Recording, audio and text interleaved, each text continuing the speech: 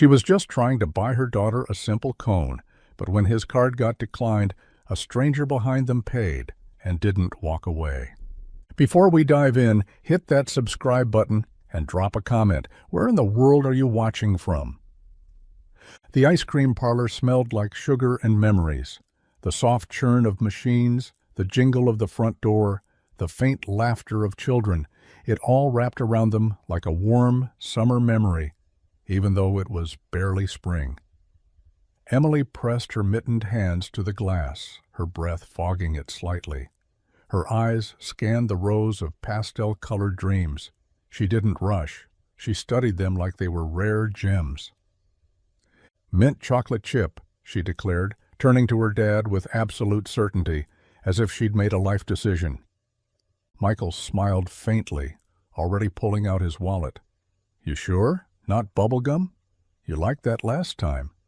"Nope," Emily said, eyes locked on the green swirl with dark chocolate chunks. "Mint. It's like brushing your teeth, but with sprinkles." He chuckled under his breath. Leave it to her to make even dessert sound responsible. He stepped forward, nodding at the teenage clerk behind the counter. "1 kid's cone, mint chocolate chip." As the clerk scooped, Michael thumbed through the crumpled bills in his wallet, 3 ones and some change. He knew he had a 10 in there earlier. Gas, school supplies, a loaf of bread. The 10 was gone. He reached for his card, hesitating for a heartbeat before handing it over. The beep was too loud, too fast. Declined. He blinked, then tried again. Another beep.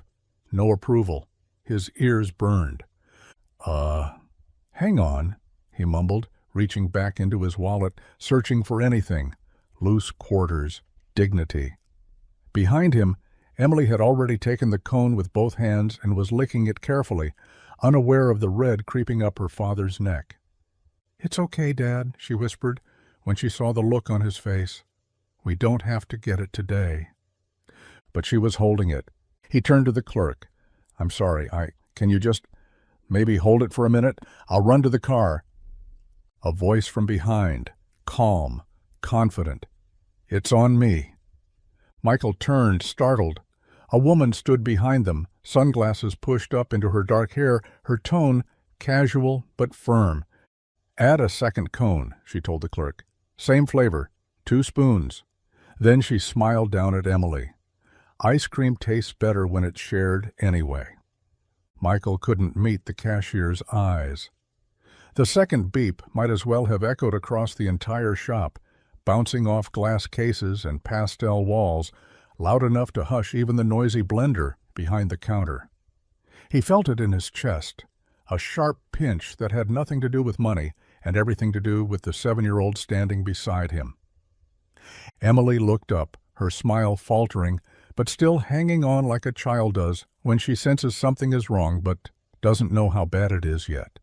She held the cone gently, careful not to let it drip. "Is it broken?" she asked softly, glancing at the card in her dad's hand. Michael forced a smile. "Just a little hiccup, sweetheart." The cashier, barely older than a high school student, shifted awkwardly behind the counter. "I can cancel it if—" "No, it's fine," Michael said quickly, sliding the card back into his wallet like it had burned him. He wasn't sure what stung more, the decline or the way the boy couldn't look him in the eye afterward. He turned to Emily, crouching low so they were eye to eye. "We might have to come back another day, kiddo, okay?" She nodded slowly, her eyes lingering on the melting ice cream. "Okay," she said, but her voice was quieter now. He took the cone from her hand, set it gently on the counter, and reached for her hand. She took it without protest, her mittens brushing his calloused fingers. As they turned to leave, her head dipped slightly, the way it did when she was trying not to cry, but didn't want him to see. And just like that, the air felt heavier, not because of the money, not really, but because this was the kind of thing that stayed with a kid. Not the flavor she didn't get to taste, but the look on her dad's face when he had to say no. Again. Michael held her hand tighter as they stepped toward the door. The bell jingled above them, far too cheerful for how he felt. And somewhere in the back of his mind, A familiar thought returned. He was trying, but was trying ever going to be enough? She hadn't meant to linger. The woman in the black coat and oversized sunglasses had only stopped in for a coffee while her car charged across the street. But the moment she stepped inside the pastel-colored shop and saw the man crouching beside his little girl, something in her paused. He wasn't begging. He wasn't making a scene. He was doing everything in his power to exit with dignity. And yet, the disappointment hung in the air like a bitter aftertaste. The little girl's mittens dangled at her sides. She didn't cry. She didn't pout.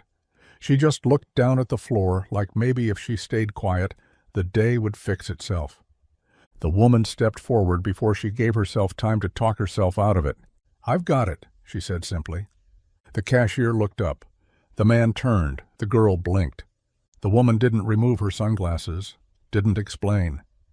Just pulled a sleek black card from her wallet and placed it on the counter, her nails perfectly manicured, her posture calm and composed. "Add a second cone," she added. "Same flavor, and 2 spoons." The cashier hesitated, then nodded and rang it through. The card cleared in seconds. No surprise.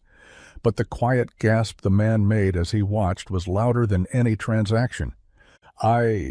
"Ma'am, that's not necessary," he said, already reaching for his wallet again. "We're okay, really." She didn't flinch. "You're clearly trying. That's more than okay." Her voice was smooth, steady, the kind of tone used to giving instructions, not asking permission.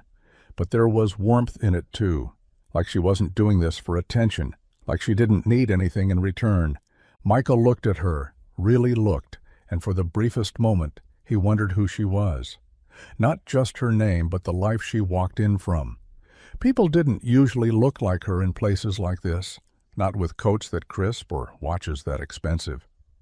But before he could ask, she knelt down and handed the fresh cone to Emily, who smiled so wide it could have cracked winter. "Thank you," the girl whispered. The woman's lips curved upward. Ice cream's always better when it's shared. Emily took the cone like it was made of glass, gently, reverently. Her eyes sparkled, not just because she had it again, but because it had returned to her hands like a tiny miracle. Mint chocolate chip, just like she asked, swirled high and already starting to drip down one side. She looked up at the woman with a wonder only kids can muster. Michael opened his mouth to say something, to thank her, to argue, to apologize for not being able to provide something so simple, but nothing came out. He just watched as Emily's small fingers clutched the cone, her mitten dangling from her wrist like a forgotten worry. Then the woman turned to the cashier. "Could I get an extra spoon?" The boy behind the counter blinked, then quickly handed her a white plastic spoon. She took it and crouched beside Emily, tapping her gently on the arm. "Think you can share a bite?" she asked. Emily's smile widened like she'd just been asked to join a secret club. She nodded eagerly and held the cone out, careful not to spill. The woman took a modest spoonful, then sat on the nearest bench without a word, as though this moment had been planned all along. Michael stood there, frozen. His daughter sitting with a stranger, sharing ice cream like they'd known each other for more than 60 seconds. Emily offered another bite, laughing now, cheeks pink from the cold and the sugar. And the woman? She wasn't trying to impress. She wasn't showing off. She was just there, present, steady, and impossibly calm. Michael finally exhaled and joined them, hands in his coat pockets. "You didn't have to do that," he said, voice quieter now. The woman looked up at him, sunglasses hiding her eyes. "I know." He searched her face for motive, but all he saw was sincerity, no pity, no performance. "I'm Michael," he said finally. She smiled. "Rachel." Emily looked between them, then back at the cone. "Want a bite, Dad?" He chuckled, kneeling down.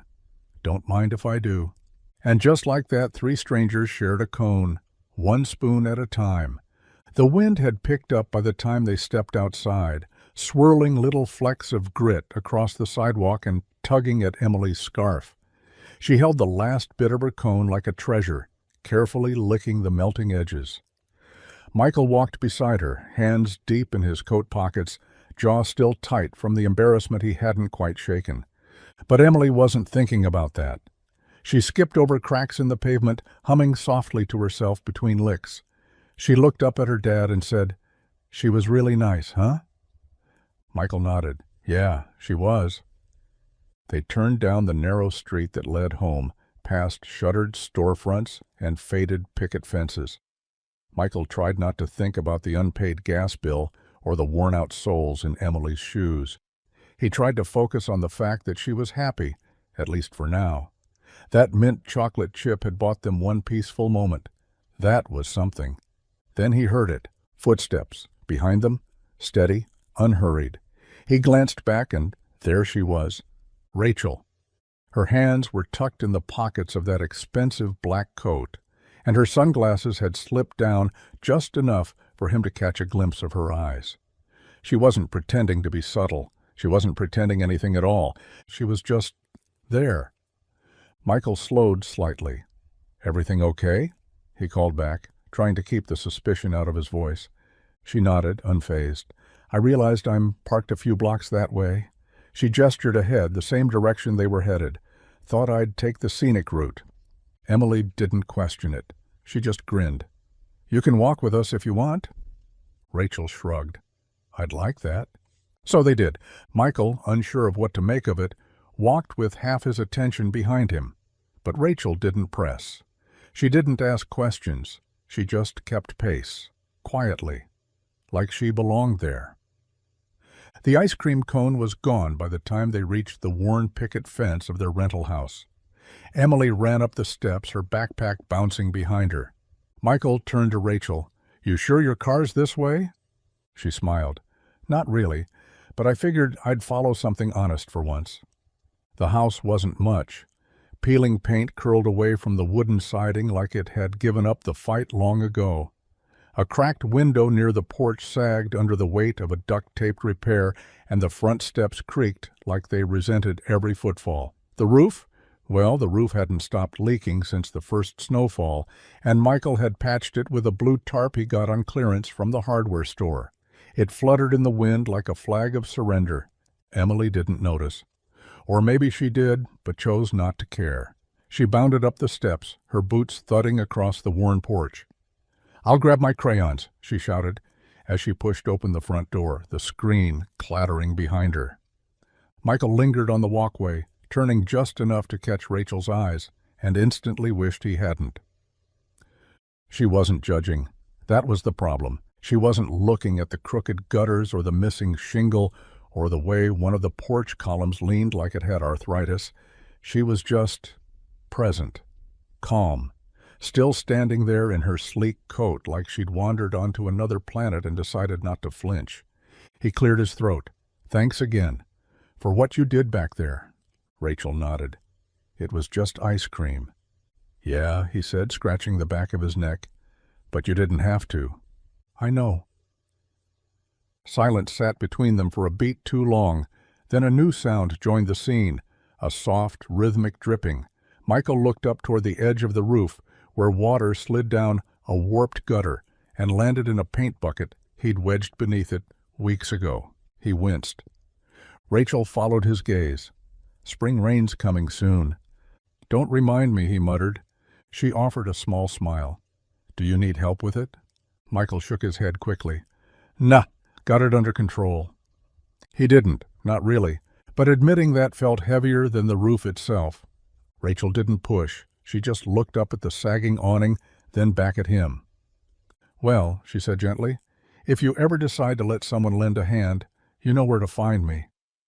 And with that she turned and walked back down the sidewalk, her heels clicking softly against the concrete, leaving behind the scent of vanilla, questions he wasn't ready to ask, and a man trying to hold together a house that leaked from the roof, and somewhere deeper too. Michael stood in the doorway with one hand braced on the peeling frame, watching Rachel's figure retreat toward the sidewalk. He wasn't sure what he expected, maybe for her to drive off in that sleek, too perfect car and never look back. That would have been easier, cleaner, the kind of moment he knew how to file away in his memory. But the next morning, her knock came just after sunrise.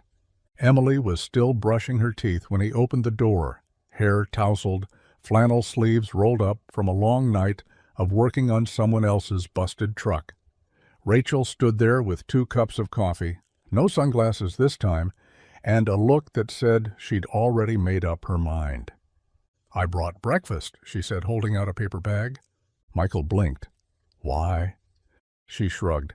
"Because Pop-Tarts aren't breakfast." He hesitated, then stepped outside, pulling the door half closed behind him. "Look, I appreciate what you did yesterday. Really. But this?" He gestured to the bag. "You don't have to keep showing up." "I know." "Then why are you?" Rachel handed him one of the coffees. He didn't take it. "Because I've been where you are, Michael," she said, quiet but firm. "Different roof, same weight." He looked away, jaw tight. "You don't know anything about me." "Maybe not," she admitted. "But I know what it's like to feel like asking for help is the same thing as giving up. It's not." He crossed his arms, the lines on his face deepening. "I'm not a project." Rachel didn't flinch. "I don't think you are. I've got it handled." She studied him for a long moment. "Then why do you look like you haven't slept in a week?" The silence that followed was heavier than anything they'd said. Finally, Michael sighed, stepping back toward the door. "I fix things, Rachel. It's what I do." "And who fixes you?" He didn't answer. Instead, he took the coffee from her hand with a mumbled thank you and slipped back inside, closing the door gently, like he was trying not to admit how badly he needed warmth that didn't come from a space heater or a half-broken radiator. Rachel could have taken the hint, the closed door, the clipped tone, the way Michael's eyes dropped to the floor whenever she got too close to something real. Most people would have stepped back, maybe sent a polite text, and let the moment fade. But Rachel wasn't most people, and somewhere deep down, Michael already knew that. That afternoon, while Michael was buried under the hood of a customer's rusted-out station wagon, Rachel showed up again, not with coffee this time, and with crayons.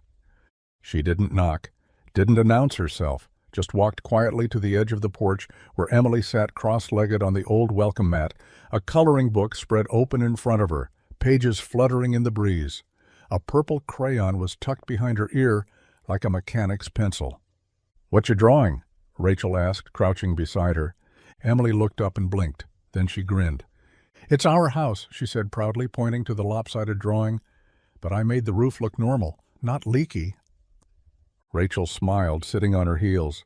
"That's some serious imagination." "I like to fix things with pictures," Emily added, as if it were the most obvious truth in the world. Rachel reached into her purse and pulled out a fresh set of colored pencils, neatly boxed. "Think you can show me how?" Emily's eyes widened. She nodded quickly and scooted over, patting the porch beside her like they were already old friends. From the driveway, Michael glanced up, wiped sweat from his brow, and froze.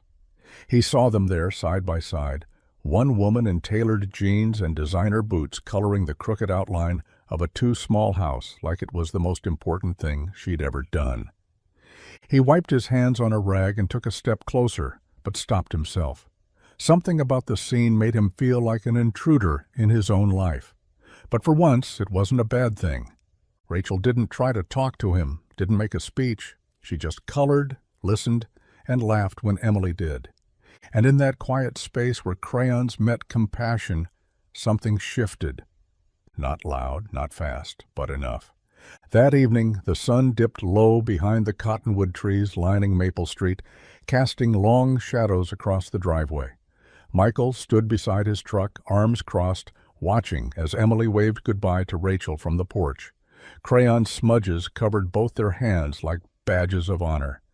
It was the first time in weeks Emily hadn't asked what was for dinner, with a worried look in her eyes.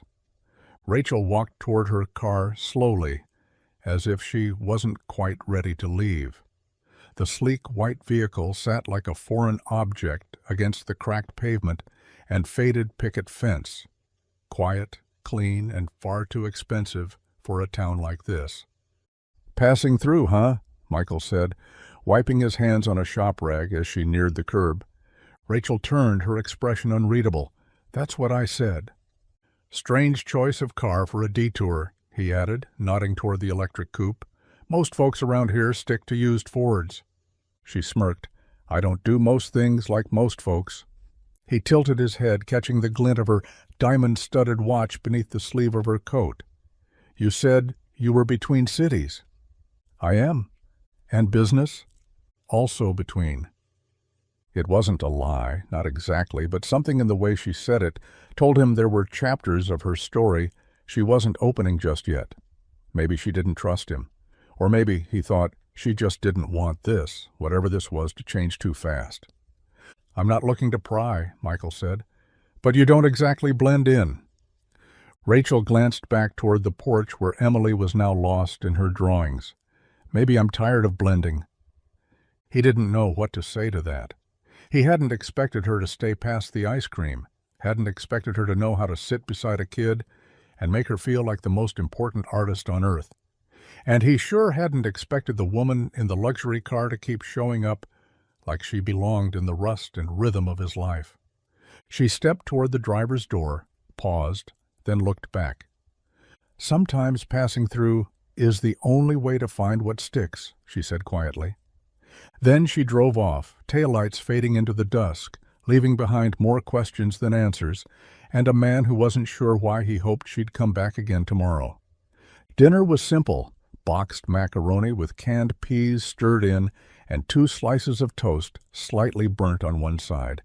Emily didn't complain, she never did. She just hummed softly as she helped set the table, placing the mismatched forks and chipped plates like it was a fine dining affair. Michael sat across from her, exhaustion tugging at the corners of his face, but pride holding him upright. The living room lamp flickered once, then again. Michael glanced up but didn't react. A third flicker, and everything went dark. Emily froze, mid-bite, the fork clinking gently against her bowl. Outside, the wind had picked up, rattling the windows just enough to sound like a warning. Rachel had been dropping off a forgotten scarf Emily left in her back seat earlier. She was halfway up the walkway when the porch light blinked out. She paused, watching the faint silhouette of the kitchen dim to black. Her footsteps quickened. Inside, Michael rose from the table, moving on instinct. He grabbed the old flashlight from the kitchen drawer, clicked it twice until it flickered weakly, then set it upright in the center of the table like a makeshift lantern. The warm cone of light glowed against Emily's wide eyes. "Just the fuse?" he said casually, even though they both knew it wasn't. He didn't look at the empty socket where the power meter used to spin with life. Emily nodded, quiet now. She pushed her peas around with her fork, her appetite fading as quickly as the heat from the food. Rachel knocked once and pushed the door open slightly. "Everything okay?" Michael didn't flinch. "Yeah, power's just acting up again."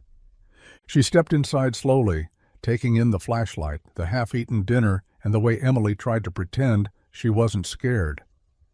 Rachel looked at Michael, her voice calm, but edged with something deeper.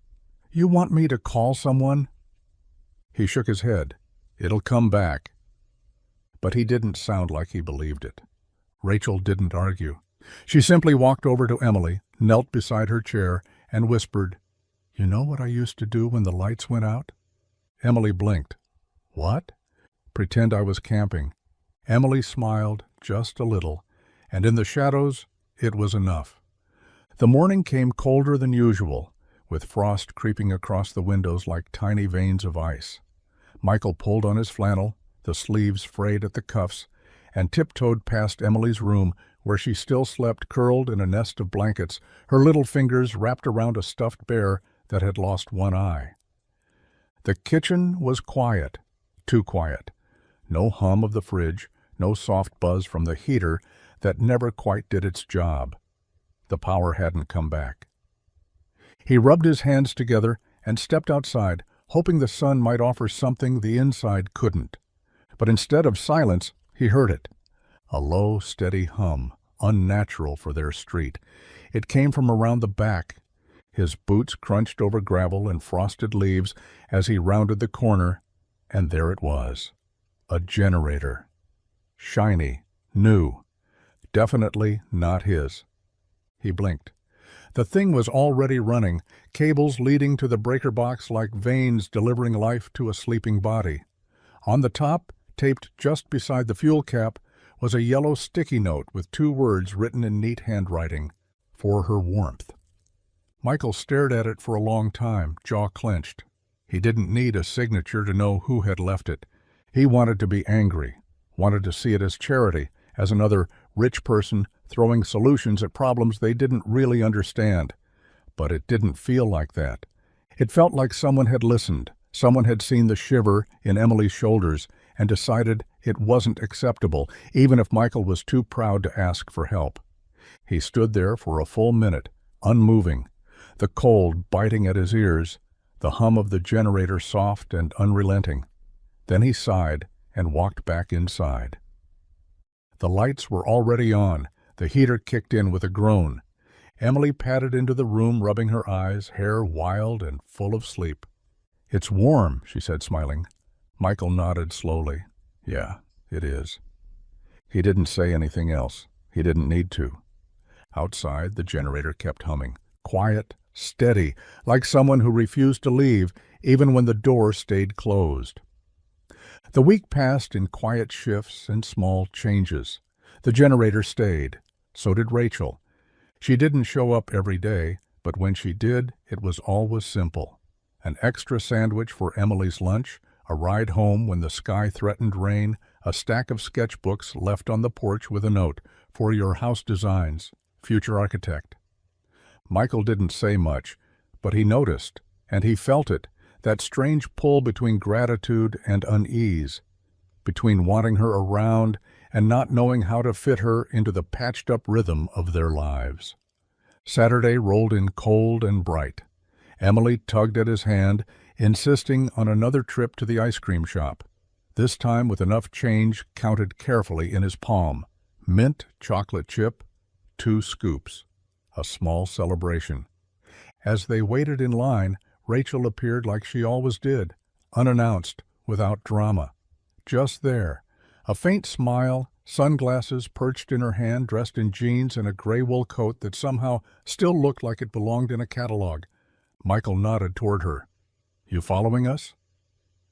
She raised an eyebrow. "Maybe I just like good ice cream." They stepped up to the counter, greeted by the same teenage boy from before. His eyes flicked to Rachel, then widened just slightly. "Hey, aren't you—" He paused, tapping a laminated magazine page tacked up beside the register. "That looks like you." Rachel didn't even glance at the cover. "It's an unfortunate angle," she said dryly. Michael leaned over to look. The page showed a glossy feature from some business publication, Women Who Built Empires Before 30. Front and center was a younger version of Rachel, poised on the steps of a mirrored office tower, arms crossed, confidence radiating like sunlight. His stomach dropped a little. She didn't offer an explanation, just paid for the cones before he could reach for his wallet. As they stepped away from the counter, Michael looked at her carefully, words slow and unsure. "So you're not exactly passing through, are you?" Rachel took a bite of her cone and smiled. "Depends what I'm looking for." Emily didn't notice. She just reached up and asked if someone could hold her second scoop so she could tie her shoe. Rachel took it without hesitation, like she'd been doing it forever. Maplebrook had always been the kind of town where nothing went unnoticed. A new haircut, a missed Sunday service, the exact hour someone's porch light burned out, people noticed. Not out of malice, but out of habit. Life here moved slow, so attention filled the gaps. And Rachel Sinclair didn't exactly blend. She didn't drive an old pickup. She didn't shop at the corner grocery or wait in line at the bank with a paper withdrawal slip like the rest of them. Her car alone, a sleek, silent thing that looked like it belonged in a showroom, turned heads every time it coasted past the gas station with its flickering neon sign. At first, people thought she was lost. Then, they assumed she had family in town. But when she kept showing up, at the hardware store, the bakery, the school parking lot, rumors started to thread themselves through conversations. "She's probably scouting land," one man muttered over coffee at the diner. Big city types buy up property, tear everything down, and call it revitalization. "No," the waitress said, wiping down a table. "I heard she's dating someone. That mechanic with the kid. What's his name, Turner?" The whispers didn't stop there. Emily's teacher asked gently one day if there was a new family friend walking her home. A neighbor noticed Rachel fixing the crooked porch railing with Michael one afternoon and mentioned it casually at the pharmacy. "Just saying, she doesn't look like she's here to fix gutters." Michael heard pieces of it, not directly, not yet. But the air felt different, colder, like the whole town had stepped back just enough to watch. He didn't say anything to Rachel, and she didn't bring it up.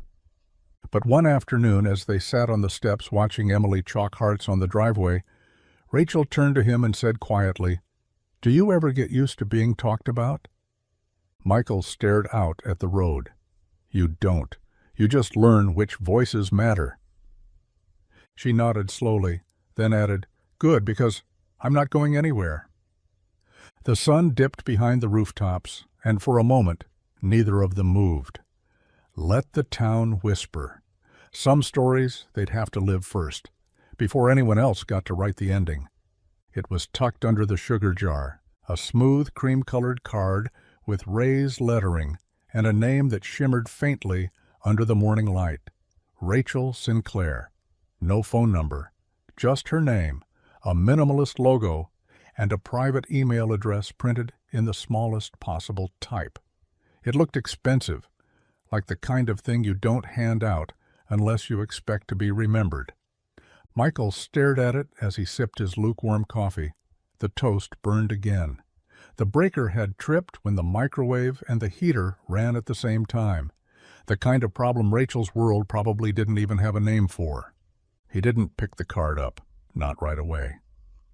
Instead, he finished his coffee, tied Emily's laces, made sure she wore her thicker scarf, and walked her down to the school bus. She waved as it pulled away, and he stood there for a moment longer than usual, breathing in the cold and the quiet. When he came back inside, the card was still there, still glowing with that quiet, polished confidence. Michael finally picked it up and turned it over. Blank on the back. Of course, he didn't hate her. He didn't resent the help. He wasn't blind to what she was doing. Gentle things, small things. Never forceful, never loud. But this card, this felt like a line in the sand. A door opened with expectation. A reminder that she wasn't just Rachel, the woman who drew houses with his daughter and fixed porch steps without asking. She was Rachel Sinclair, the name people whispered about now when they passed him at the store. He looked at it for one more second, then walked to the trash can, lifted the lid, and let it fall. No drama, no flourish, just gravity. Later that afternoon, when Rachel returned to drop off the jacket Emily had left in her car again, she noticed it missing from the table. She didn't say anything, but when Michael thanked her, genuinely, without flinching, she nodded, smiled, and left without asking if he'd kept it. He hadn't, because in his world, people didn't introduce themselves with cards. They showed up. Or they didn't. The garage smelled like dust and endings. Michael had sensed it coming. Every empty bay, every delay in ordering parts, every time the boss skipped over his name when assigning weekend shifts. Still, when the words finally came, "We're letting you go, Mike. Just can't keep everyone right now," they hit harder than expected. He nodded, said he understood, shook hands like a man who still had options, then walked out the back door instead of the front. His tool belt clanked softly against his thigh as he crossed the lot. The sky hung low and gray, pressing down like it knew. The check they handed him wouldn't last a month, maybe 3 weeks if they skipped the heater a few nights and stretched every canned soup in the pantry. But the real weight wasn't in his wallet. It was in his daughter's face. He picked Emily up from school like he always did. She ran to him, backpack bouncing, mouth already moving a mile a minute about something she painted in class. He smiled the whole time, nodded at the right beats, asked questions, laughed once, and it almost sounded real. She didn't notice anything was off, not yet. Kids are brilliant at reading people. but also mercifully willing to believe that things are okay when you tell them they are. At home, he reheated spaghetti and let her watch cartoons. He sat beside her on the couch, mind 1,000 miles away, chewing on numbers and timelines and prayers. She leaned against him, humming with the show's theme song, small and soft and entirely unaware that her world had shifted that morning.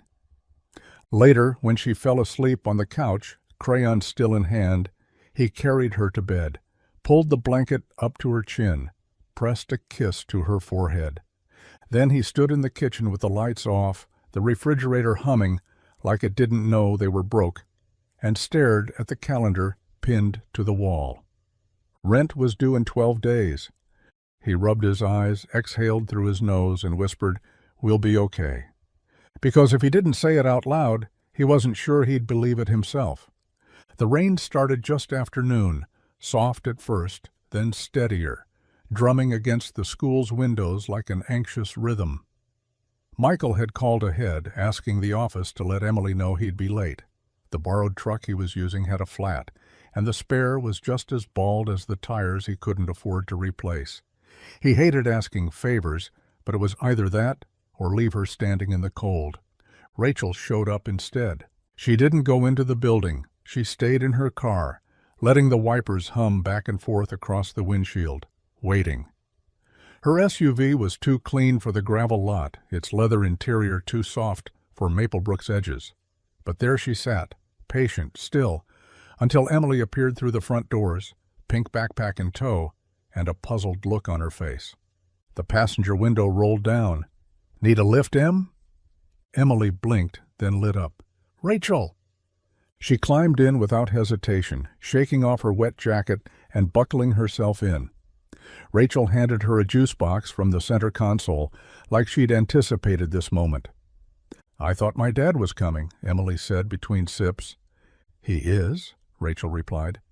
"But he called the school, said he was running late."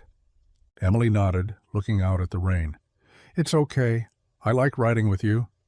The SUV eased onto the road, gliding over the puddles like they weren't even there.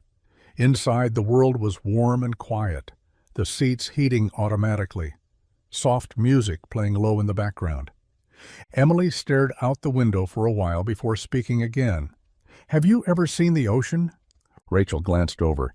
"A few times, yes. It's beautiful." Emily sighed. "That's what I think. I want to see it one day, the real one, not on a screen." Rachel turned down the music. "What would you do if you saw it?" "I'd just stand there," Emily said, her voice barely above a whisper. "And listen. I bet it sounds like forever." Rachel's hands tightened ever so slightly on the wheel. When they pulled up to the house, the porch light was already on. Michael stood there, still in his oil-stained flannel, worry etched into his brow, until he saw Emily laughing in the back seat. "And Rachel?" She just gave him a small nod. No explanation, no expectations, just two people carrying a child's dream through the storm. It started with the smell. Warm, rich, and unfamiliar, the kind of scent that didn't come from a can or a microwave tray. Michael stepped onto the porch and paused, confused. For a second he thought maybe a neighbor's window was open, but the closer he got to the front door, the more he realized it was coming from inside. He opened it slowly.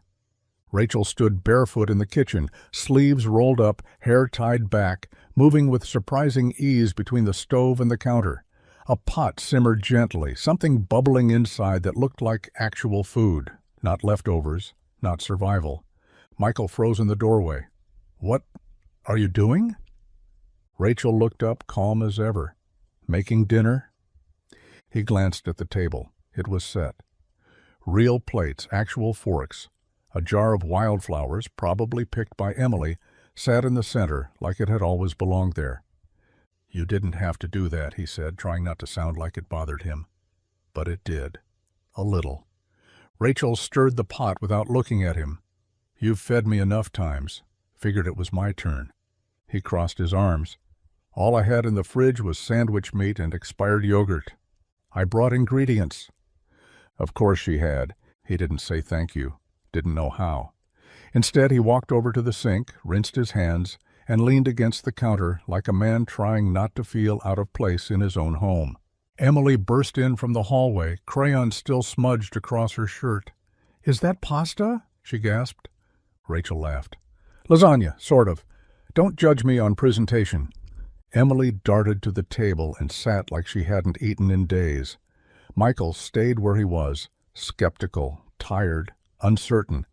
But the moment Emily took her first bite and let out a dramatic, something shifted. It wasn't just the food, it was the laughter. Full and bright. The kind that filled the walls.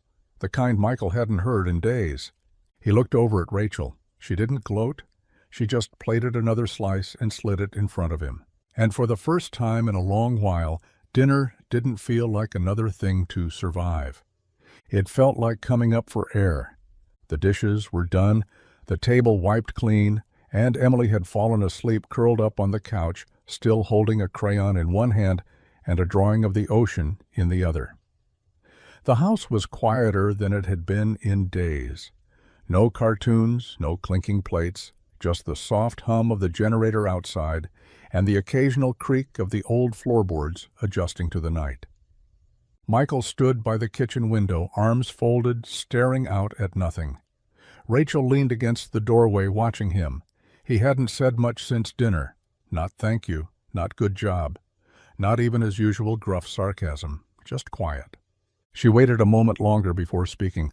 "Why won't you let anyone help you?" Her voice wasn't sharp, it wasn't accusing, it was just real. Michael didn't turn. His jaw clenched. He shifted his weight, rubbed the back of his neck, and exhaled like the words had been waiting. "Because they always leave," he said. Rachel said nothing. "I've had friends disappear the minute the job dried up. Family who said they'd be around and stopped answering calls when Emily got sick that one winter." He paused. "Even her, Emily's mom, left in a different kind of way, but still, gone's gone." Rachel stepped farther into the room, slow and deliberate. "I'm not them. That's what everyone says, at first."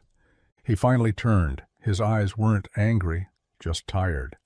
"People mean well, but life gets heavy, and when it does, they get moving. I stay because I have to." Rachel nodded, absorbing it without flinching. "But you're breaking while pretending you're not." "I can't afford to break." "Then let someone carry a piece of it with you," she said softly. He looked at her for a long time, studied her face. The steadiness, the patience, and the stubbornness underneath it all. "I don't know how," he admitted, voice barely above a whisper. Rachel smiled, not triumphant, just gentle. "Start small," she said. "Like dinner, like crayons, like staying." Outside, the wind picked up again, but inside the house held still. And Michael didn't walk away. The fire was dying down, a soft amber glow flickering low in the hearth. Emily was asleep again, this time tucked under a faded quilt on the living room floor, a fort of couch cushions built around her like a castle. Rachel sat in the armchair, hands wrapped around a chipped mug of tea. Michael sat on the edge of the couch, elbows on knees, silent. It was quiet, the kind of quiet that only happens when you trust someone not to fill it. Rachel's gaze drifted toward the mantel. Amid the clutter, old batteries, a tiny school trophy, a broken clock that still hadn't been fixed, stood a single framed photo. It wasn't large, just a 4x6 in a simple wooden frame, the edge worn where fingers had picked it up too many times. Rachel leaned forward slightly. A woman, soft smile, kind eyes, hair pulled back with a few strands falling loose like she didn't care about cameras. Her arm was wrapped around a younger Michael, and her other hand rested on a baby Emily's shoulder. The photo radiated ease, like this was a woman who had made a home out of nothing and loved every second of it. Rachel didn't ask. She didn't need to. Michael followed her eyes. When he saw what she was looking at, he sat back slowly, his shoulders stiffening like armor. "She was everything," he said quietly. "Grace." Rachel looked over at him. "That was her name," he added, his voice thinner now. She made this place feel like more than just walls and nails. She could make dinner out of 2 ingredients and turn bills into a game, so Emily wouldn't worry. Rachel stayed still. Michael rubbed his hands together, staring into the fire. It's been almost 4 years. People stop asking after the first, start expecting you to just move on, like grief comes with an expiration date. He paused. I didn't want Emily to grow up thinking the world owed her anything. So I work. I stay tired. I patch roofs and fix broken things, because it's all I've got left to give. Rachel didn't offer a speech, didn't reach for his hand. She just whispered she'd be proud. And for once, Michael didn't argue. The kitchen table was a mess of math worksheets, broken pencils, and a half-eaten apple that had rolled dangerously close to the edge. Emily sat in the middle of it all, legs swinging beneath the chair, a determined crease between her eyebrows as she stared down the numbers like they were personal enemies. Rachel leaned over the paper, her sleeves rolled up, her hair falling slightly out of its loose knot. All right, she said gently. Let's look at this one again. If you have 3 quarters and you spend 2 dimes, how much do you have left? Emily groaned and rested her head on her arm. Math is the worst. Rachel smiled. Only when it pretends to be hard. Michael watched from the living room, pretending to be reading the paper. In reality, he'd been listening for the last 10 minutes, quietly amazed at how patient Rachel was. How Emily listened to her without that usual grumble. How the house felt a little fuller when Rachel's voice echoed off the walls. Emily lifted her head again, pencil tapping against the worksheet. She worked it out slowly, then scribbled down her answer. 55 cents, she announced proudly. Rachel gave a slow clap, over the top and dramatic. Genius at work. Emily beamed and went back to the next question, the tip of her tongue sticking out in concentration. When she solved it, she slid the paper across the table. Thanks, Ray, she chirped without thinking. Rachel blinked. Michael lowered the newspaper. Emily didn't seem to notice what she'd said until she caught their expressions. She looked up. What? That's your name, right? Ray? Rachel blinked again, then smiled. It wasn't the kind of smile she used for business meetings or photo ops or polite conversations. It was softer, warmer, the kind that crept in slowly and refused to leave. Yeah, she said. Ray works just fine. Michael didn't say a word, but the corner of his mouth twitched upward, just enough for Rachel to notice. And from that night on, she was Ray. Not Miss Rachel, not Miss Sinclair, just Ray. Like she'd always belonged at that table, in that mess of pencils and laughter. The sound of a car door slamming wrong was unmistakable, just off enough to make a mechanic wince. It was Rachel's SUV. The driver's side door had started sticking last week, groaning slightly every time she opened it. She hadn't said a word about it, neither had Michael, but he noticed. He always noticed. That morning, while Rachel walked Emily to school, Emily holding her hand, mid-story about a dream she had where they all lived on a boat made of ice cream, Michael grabbed his tools and quietly got to work. The SUV was still warm from the drive. He crouched beside it, pried open the interior panel, and adjusted the hinge tension first, then realigned the striker plate. The latch had worn down, just enough to throw everything out of sync. A small fix, but the kind that could wear out a door over time. He didn't ask permission, didn't leave a note. By the time Rachel returned, the car was back in place, looking untouched, except when she opened the door. It moved smooth as silk.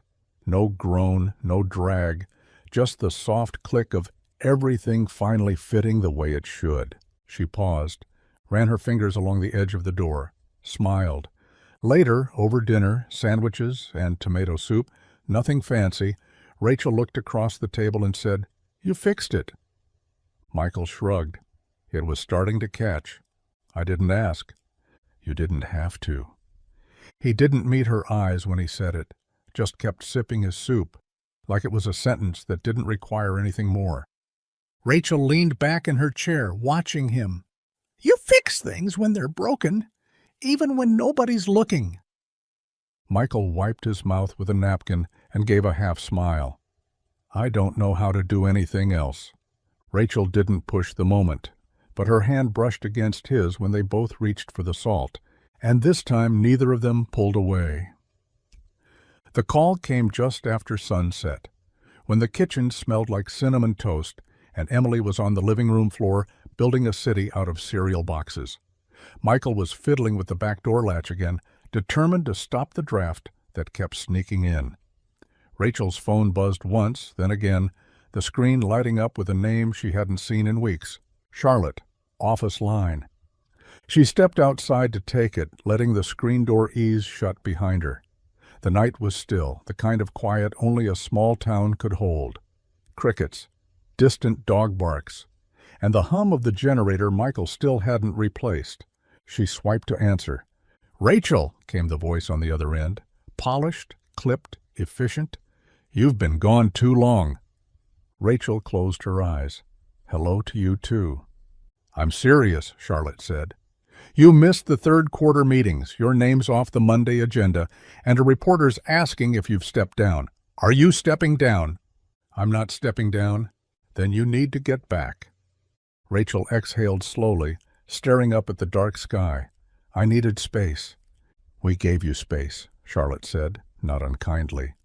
"But the board's not going to sit around much longer. They're circling, and if you're not in that chair, they'll find someone else who will be." Rachel didn't answer. Her fingers tightened around the phone. Somewhere inside she heard Emily laugh.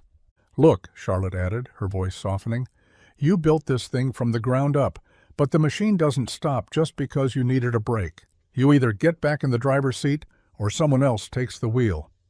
The line went quiet after that. Rachel stood there a moment longer, phone still pressed to her ear even after the call ended. She looked back through the kitchen window. Emily was now drawing something at the table, crayons scattered, tongue peeking from the corner of her mouth. Michael stood behind her, pointing to the paper, smiling. Rachel placed the phone on the porch rail and wrapped her arms around herself. She'd built a company, sure, but this felt like something harder, and maybe something worth staying for. Rachel folded each shirt with care, though she had no idea why. It wasn't like she owned anything wrinkled. Her suitcase sat open on the edge of the guest bed, the one with the creaky frame and the quilt Emily insisted she use. Every soft thud of fabric landing in the suitcase felt louder than it should, like it was announcing something she hadn't found the words for yet. She hadn't told Emily, not yet. Michael leaned against the doorway, arms crossed, watching her in silence. He didn't ask what she was doing. He already knew. "I got a call," she said finally, not looking up.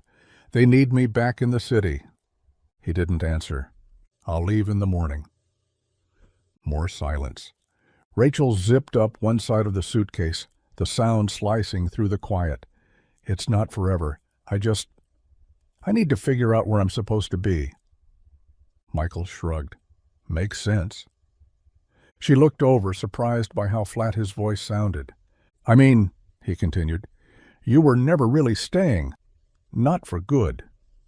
Rachel opened her mouth, then closed it again. It wasn't the reaction she expected. She had braced herself for disappointment, maybe even anger. But this indifference? It hurt more than she'd admit. Down the hall, Emily's small footsteps padded into the room. She stopped short when she saw the suitcase. Her eyes widened. "You're leaving?" she asked, her voice a fragile whisper. Rachel knelt. "Just for a little while?" "But why?" Rachel smiled gently. "Because sometimes grown-ups have to go where their work takes them." Emily frowned, her lip trembling. "But I thought you liked it here, with us." Rachel reached out, brushing hair from the little girl's cheek. "I do, more than I expected." Michael stepped in then, placing a hand on Emily's shoulder. "Hey, it's okay, Bug. People leave sometimes." Emily looked up at him, confused. Rachel looked away. That night, Rachel sat on the edge of the bed long after the lights were out, listening to the quiet house breathe around her, wood groaning, the generator humming, and the faint sound of a little girl crying softly in her sleep. She wondered if she'd already made the wrong choice. The knock came just before sunset. Michael had been scrubbing grease off his hands in the kitchen sink, letting the warm water run too long just to fill the silence. Emily sat at the table, coloring with quiet focus, but she hadn't spoken much all day, not since Rachel had told them she was leaving. When the knock came, he didn't move at first. He just stared at the water swirling down the drain. Then another knock, gentler this time. He dried his hands on a towel and walked to the door, bracing himself for a neighbor, a delivery, or maybe even no one at all. He didn't expect her. Rachel stood on the porch, wind in her hair, sunglasses pushed up on her head, and in both hands, ice cream cones, mint chocolate chip, 2 scoops each, perfectly swirled, already starting to melt in the soft spring air. "I thought we could share," she said. Michael stared, trying to read her expression, trying to understand why the woman who packed her suitcase the night before was now holding dessert like it was an apology. "You're supposed to be gone," he said, voice low. "I know. Flight delayed?" "Nope." "Second thoughts?" She smiled. "Maybe?" From behind him, Emily's voice cut through the stillness. "Is that for me?" Rachel held one of the cones out, her hand trembling just slightly. "Of course it is."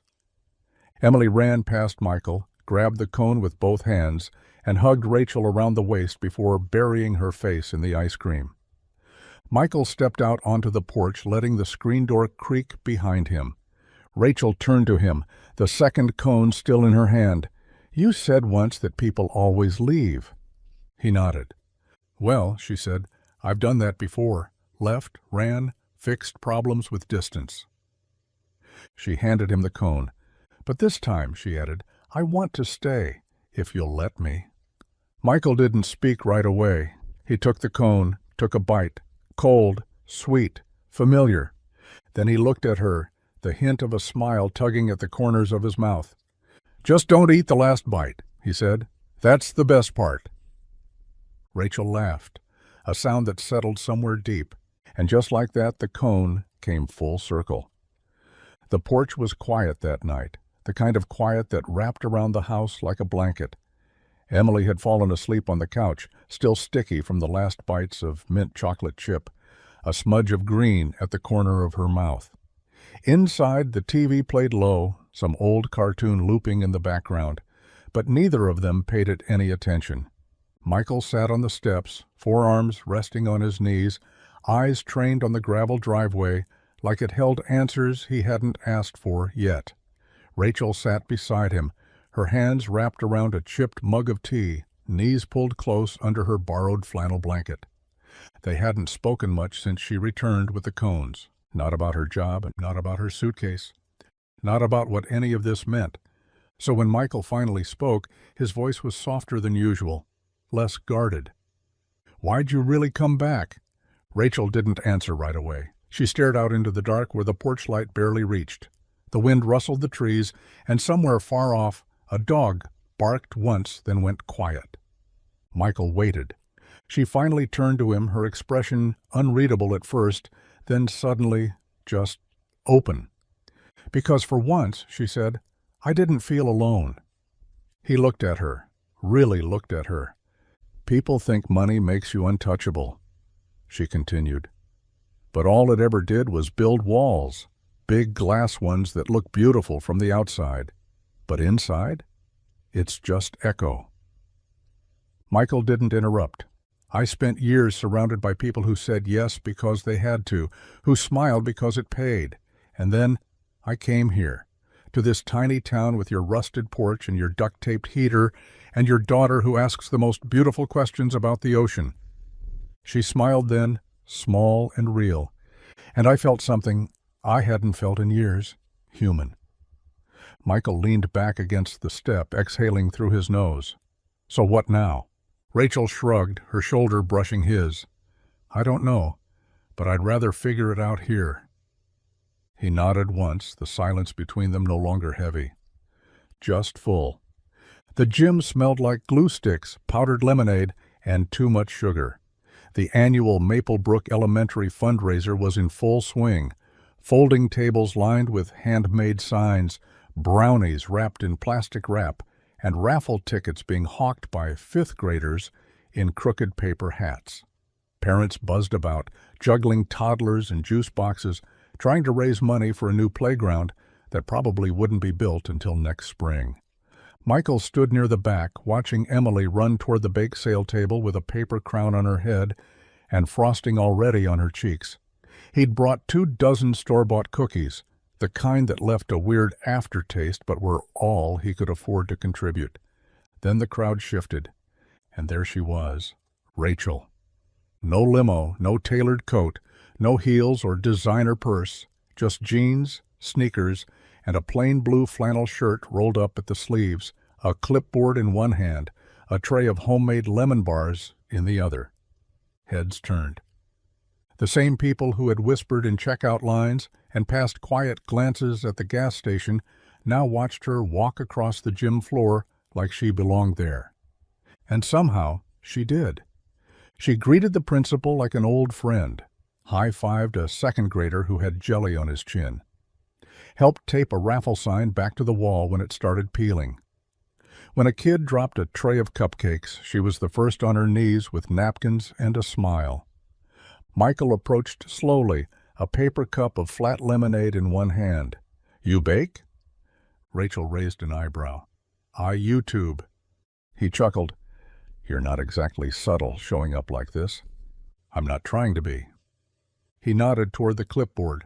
"So what? You're in charge now?" "Assistant to the assistant treasurer," she said with mock pride. "Emily insisted." He smiled, looking around at the tables, the noise, the warmth. "You know they're all watching." "I hope so," she said, scribbling something down. "Let them." And for the first time the whispers didn't feel sharp. They felt curious, like maybe they were starting to believe that the woman with the perfect nails and powerful name was more than just a headline. She was part of something now, even if that something was a school fundraiser with too much glitter and not enough chairs. The wind kicked up early that Saturday, carrying with it the threat of another spring storm. Michael stood on the porch roof, hands braced against weather-warped shingles, eyes squinting against the overcast sky. The leak above Emily's room had started dripping again, and if he didn't fix it now, the next rain would turn her ceiling into a sponge. He heard the door creak open below, followed by soft footsteps on the porch. "Need a hand?" Rachel called up. He peered over the edge, raising an eyebrow. "You own a power suit, not a toolbox." She held up a pair of work gloves borrowed from his shed. "Guess it's time for a promotion." Before he could argue, she was already climbing the ladder, steady and unfazed. When she reached the top, she didn't wait for instructions. She knelt beside him, pulling her hair back with a bandana Emily had loaned her, bright pink, covered in stars. They worked in tandem. Michael loosened the warped shingles. Rachel held them steady. He applied the patch. She nailed it down with more confidence than most of the apprentices he'd trained over the years. She didn't flinch at the dirt under her nails, didn't complain when tar stuck to her jeans, didn't once check her phone. After a while, the rhythm of it settled between them. Hammer, hand, nod, pass. He found himself stealing glances when she wasn't looking, amazed that someone like her could kneel beside him in grit and sunlight and act like she'd always belonged there. "Why are you doing this?" he asked finally, pausing to wipe sweat from his brow. Rachel looked up, hair stuck to her temple, gloves stained. "Because it matters." "What does?" "This roof. That room, her sleep, your peace," she smiled. "All of it." Michael didn't respond. He didn't have to. They finished just as the first drops of rain tapped the tin gutters. Rachel stood up, stretching her back, her face smudged and glowing. He handed her a bottle of water, and for once he didn't try to hide the grin pulling at the edge of his mouth. "You're not bad at this." She sipped and shrugged. "Told you, I YouTube." The storm rolled in quietly, but the roof held strong. So did the moment. The living room was a scatter of crayons, loose paper, and cookie crumbs. Michael sat on the couch, tightening a bolt on the wobbly coffee table, while the TV murmured some cartoon neither of them were really watching. Rachel was at the table helping Emily sound out spelling words, her hair pulled into a messy bun, a smudge of flour still on her elbow from earlier. They had made cookies that afternoon, burnt on the edges, but Emily had called them perfect. At some point, Emily grew quiet, focused, the kind of focus that only happened when she had a story to tell and a crayon to tell it with. She didn't say anything as she worked, just hummed softly, lips pursed in concentration, scribbling colors and outlines and little hearts in corners. When she was done, she stood and walked across the room, holding the paper like it was gold. She handed it to Rachel first. "I made us," Emily said proudly. Rachel blinked, looking down at the drawing. 3 figures, one small with curly hair and a purple dress, that was clearly Emily. One tall with brown scruff on his face, arms outstretched, that was Michael. And in between them, hand in hand, was a third figure, long hair, blue shirt, smiling. Rachel. Beneath the 3 of them, written in bright, uneven letters, was one word: us. Rachel stared at it, the paper trembling slightly in her hand. Michael looked up from the couch, caught the expression on her face, and stood. He took the drawing, glanced at it, and then looked at her, really looked. Emily beamed. "I can hang it on the fridge?" Rachel crouched beside her. "I'd like that." So Emily ran to the fridge, slapped it on with the strongest magnet she could find, a blue one shaped like a fish, and smoothed it flat. Michael stayed quiet, his hands now still. Rachel straightened, wiped her eyes once, quick and subtle, then turned to him and said softly, "I didn't know how much I needed that." He just nodded, voice caught somewhere deep in his chest. And on the fridge, in crayon and construction paper, their truth hung quietly. No ceremony, no permission, just us. The idea came over coffee, like most unexpected things do. They sat on the back porch, the morning sun cutting through the clouds just enough to warm their faces. Emily was still asleep inside, curled beneath the ocean print blanket Rachel had surprised her with last week. The house was quiet, the town even quieter, the kind of rare, calm moment Michael never trusted to last. Rachel cradled her mug, fingers tapping against the ceramic like her thoughts were trying to find their shape. "I've been thinking," she said. Michael raised an eyebrow. "That's always dangerous." She smiled but didn't back down. "About staying. For real." He didn't respond. He just sipped his coffee and waited. "There's this property downtown, empty auto shop. Great bones, awful wiring. Been on the market for months." Michael looked at her sideways. "You trying to flip garages now?" She shook her head. "I want to start something. Not for profit. For people." He set his mug down slowly. "I've watched you," she continued. "You fix things for people who can't afford to ask. You teach Emily without even realizing it. What if we created a place for that? A garage that trains single parents, people who need a second chance, maybe even a first one, real skills, real pay, dignity." Michael stared at her like she'd spoken another language. "I'd fund it," she said simply. "No strings. You run it. We build it together." He leaned back, arms crossed, the silence stretching between them like a held breath. He thought about the bills still stuck to the fridge with Emily's fish magnet. Thought about every layoff, every broken heater, every person who had helped him with nothing but words. And then he thought about what it would mean to give someone else a shot, to change the shape of someone's life with a wrench and a little belief.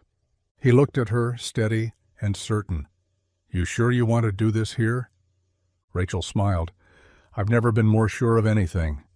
He didn't hesitate this time. "Then let's do it," he said. And for the first time in years, the future didn't feel like something he had to survive. It felt like something he could build. It started with a whisper, like all things in Maplebrook. A teacher mentioned it to her sister. A bakery clerk told a customer. A retired reporter overheard two parents chatting at the school fundraiser about that Sinclair woman and the mechanic she never seemed to leave. And then came the knock.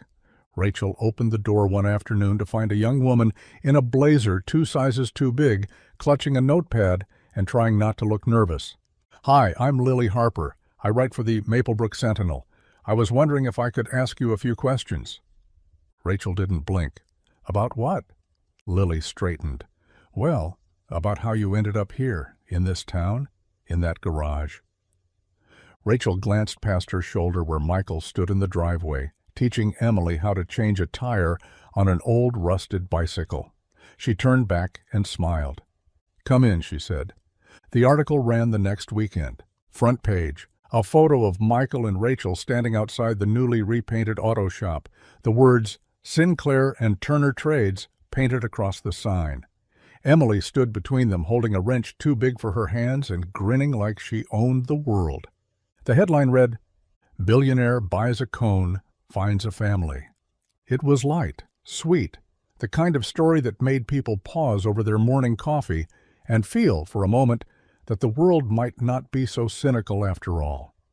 But beneath the headline, the story went deeper. It talked about grief, about single parents, about second chances built from rusted tools and mint chocolate chip. It talked about a man who refused to give up and a woman who finally stopped running. And the garage they built, not just for fixing engines, but for repairing dignity. By Monday, the shop had a line of people out front, not for gossip, but for applications. Some wanted to donate. Others wanted to learn. One just asked if he could sweep the floor and watch. Michael folded the paper that night, setting it on the kitchen table. Rachel looked at him. "You okay with it?" He nodded slowly, then grinned. "It's a better headline than Mechanic Wins Lottery." She laughed. "You kind of did." And he didn't argue.